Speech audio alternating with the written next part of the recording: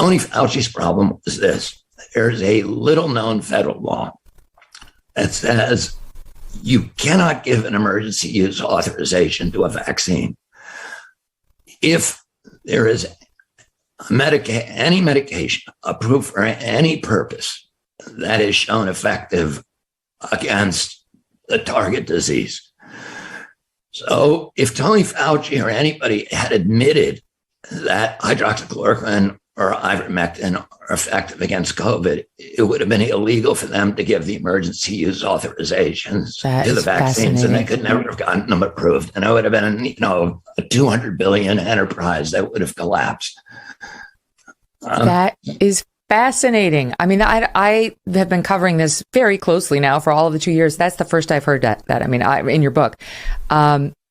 So he would not have gotten emergency use authorization for the vaccine if the medical community had been saying ivermectin works. It is an effective treatment for COVID.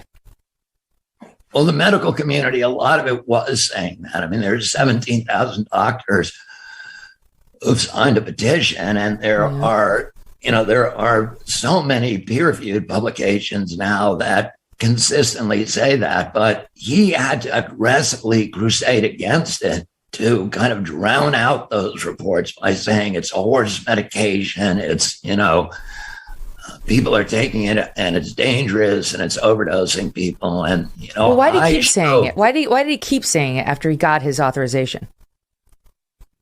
Well, even if you have the emergency use authorization, the law appears to say you can't have it anymore if there's a functioning medication. So, that may be why.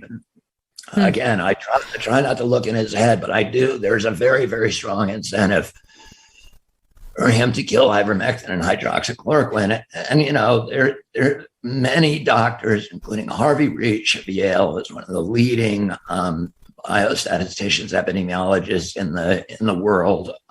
Peter McCulloch, who is the most published doctor in the history of the world in his specialty.